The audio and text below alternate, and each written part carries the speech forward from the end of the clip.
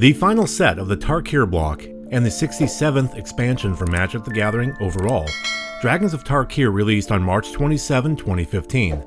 With it came 264 cards, and a new version of the current timeline than what was experienced just 2 sets prior with Khans of Tarkir. You can experience the first part of the story by watching our Khans of Tarkir video, and see the second part in our Fate Reforged video, both listed in the channel's Retrospectives playlist. As for Dragons of Tarkir, here is a story summary for you. Sorin Markov, one of the Planeswalkers who had originally imprisoned the now rampaging Eldrazi on Zendikar, appears on Tarkir. Guided by visions of a dark oracle, he is searching for answers of what had become of his friend, ally, and fellow Eldrazi sealer, the Spirit Dragon Planeswalker Ugin, as the dragon had not appeared on Zendikar as he had when the time came. Shortly after his arrival, and with the assistance of an Atarka warrior, Sorin travels to Ugin's Hedron cocoon. He awakens the Spirit Dragon from his slumber, and informs him of the freeing of the Eldrazi. Ugin thanks Sorin for releasing him, and instructs him to find the third and final Planeswalker, whom had sealed the Eldrazi away more than 1,000 years before, the Lithomancer Nahiri. He then warns the vampire that he does not wish to see his face again, unless it's accompanied by hers. Furious, Sorin departs, and muses about how things were easier when he had only one world to worry about. Meanwhile, the Dragon Shaman Planeswalker, Sarkhan Vol, appears in present-day Tarkir. Things, however, are different from how he remembers it. Instead of the Khans of Tarkir's 5 great clans ruling a dragon-free world while in constant strife with one another, dragons now ruled everything. In the 1,000 years since Vol's actions to save the Spirit Dragon, Ugin, from death, the clans have been abolished, and Vol found himself to be a living anomaly, knowing of life from a different timeline.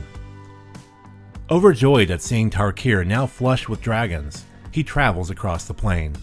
He marvels at the various different dragonic breeds, and eventually encounters the Kolgun clan, what, in his original Tarkir, would have been the Mardu clan.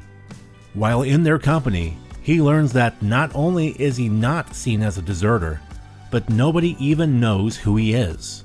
Not even Zurgo, the Mardu Khan from his timeline, now little more than a bell ringer in this one. He also discovers in his travels across this new Tarkir that Narset, whom had perished at Zurgo's hands while allowing him to escape into Ugin's Nexus, was alive. He sets off to find her. What he finds, though, is disappointment, as she has been exiled from what's left of her clan. Now wanting answers, Vol decides to turn to the only being whom can help, Ugin.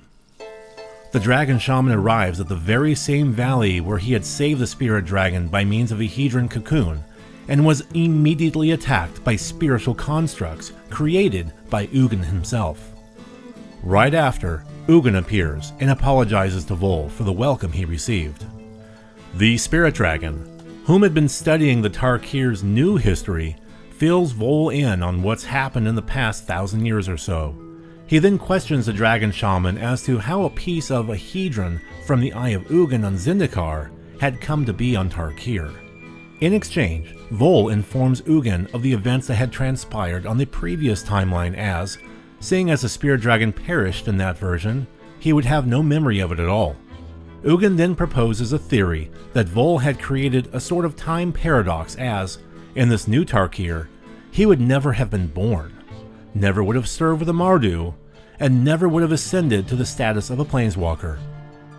Understanding this, a now calmer-minded Vol makes peace with the Spirit Dragon, and bids his adieu. Nearby, he encounters a young woman who seems familiar to him, yet different. It is Narset.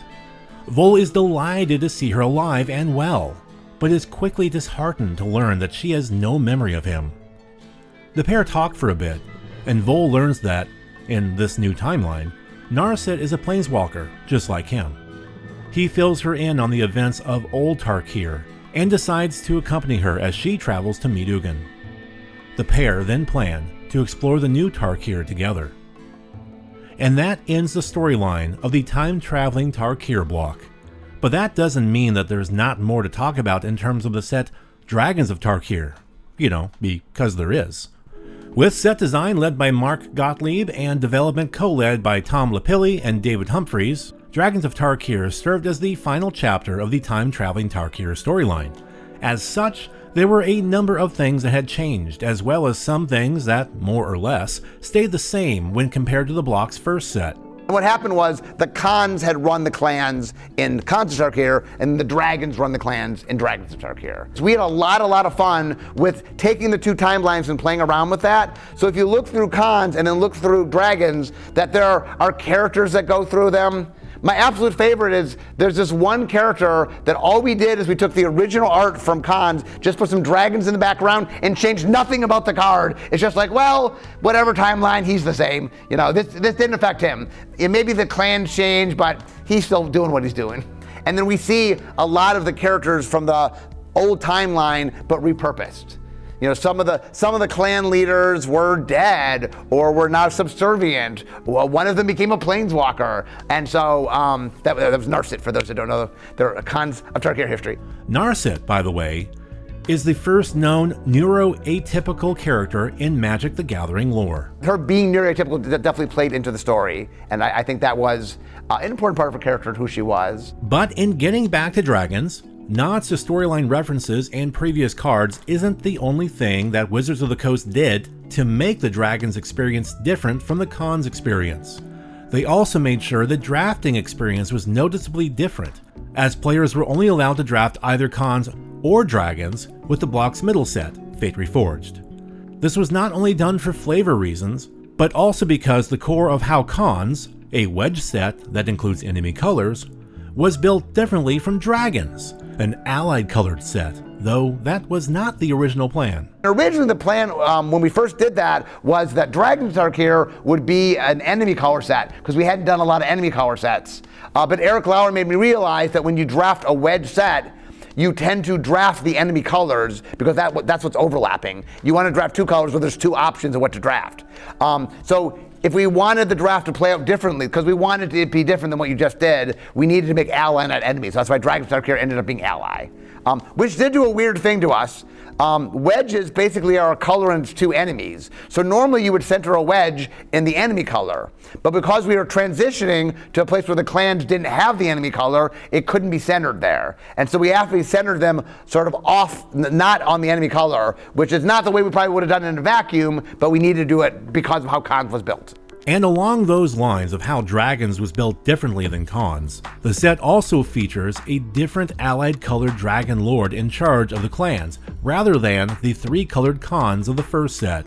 And just like all 5 clans throughout the block, each one features its own unique ability.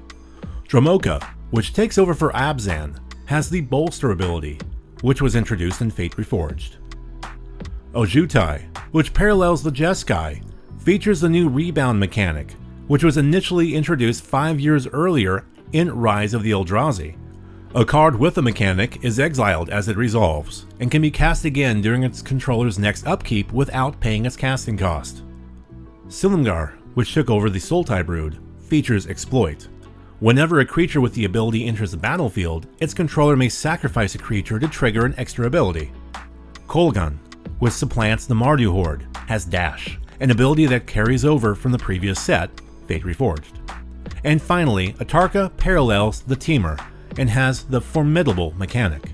An evolution of the Temur's Ferocious mechanic, Formidable cares about creatures having a combined power of 8 or higher, and will give you a special boon should the condition be met. A version of Morph, called Mega Morph, also appears in the set. It's just like Morph from Khans of Tarkir, except that the creature flips over with a +1/+1 counter upon it. It wasn't too popular. Nobody likes it.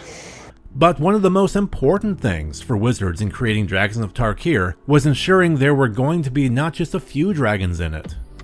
They wanted to make sure it would be the ultimate Dragons set, something they failed to do in their last 2 Dragons attempts.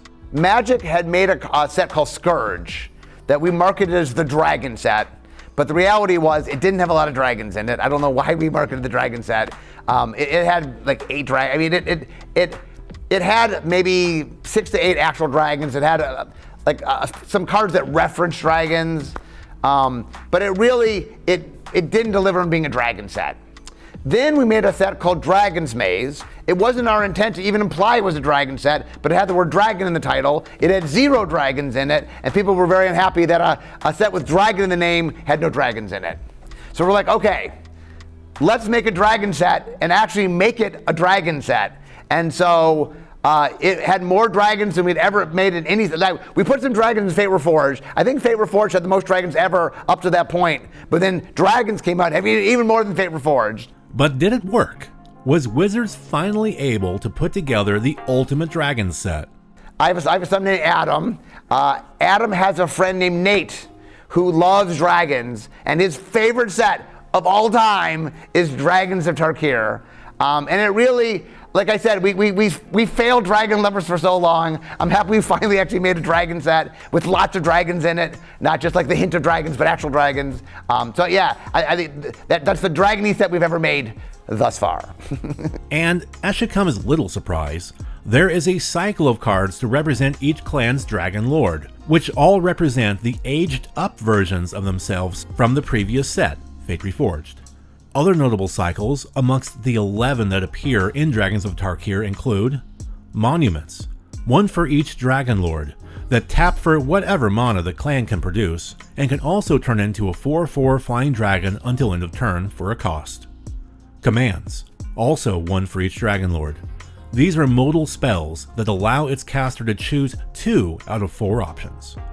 And Former Khans, which represent the fate of the Khans of the 5 clans from the block's original set.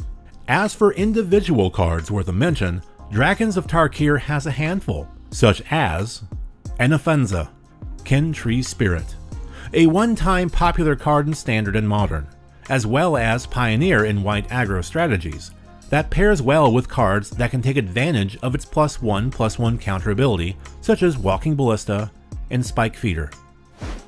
Collected Company, also known as Coco, which can give instant speed creature generation directly from the top of your deck.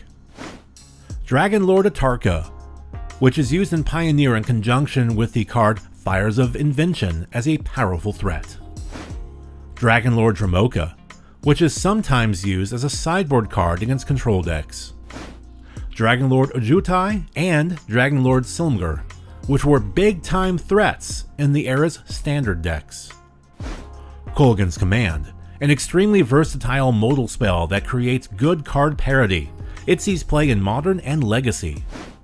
Rendering Volley, a very common sideboard card in Pioneer that saw noticeable play during Standard as well.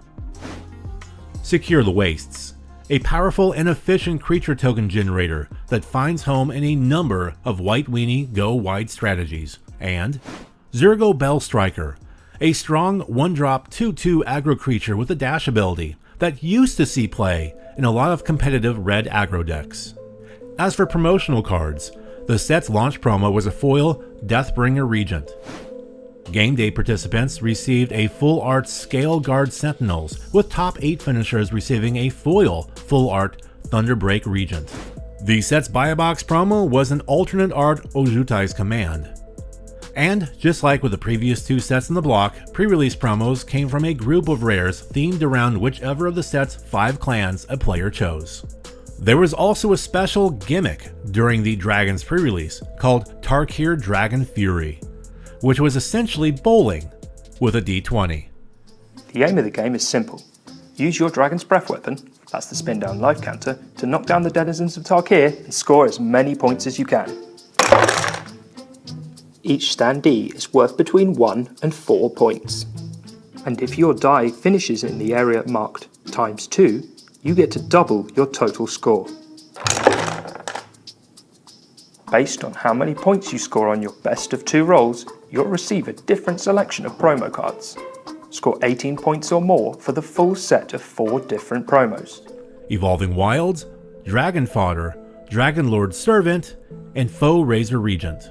But now, in getting back to the overall Dragons of Tarkir set itself, What does Magic the Gathering head designer Mark Rosewater think about it now as he looks back at it some 9 years later? It was a lot of fun, and it really got us, we got to do a very Dragon-y set. And recently, we announced last year at Gen Con that upcoming in 2025, in a set codenamed Ultimate, we are going back to Tarkir. So for dragon lovers out there, might be more dragons in your future. So what are your thoughts on Dragons of Tarkir?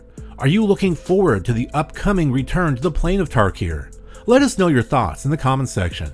Also, please remember to like this video and subscribe to this channel. Also, we have a tip jar on Patreon if you would like to support the channel that way. We would greatly appreciate it.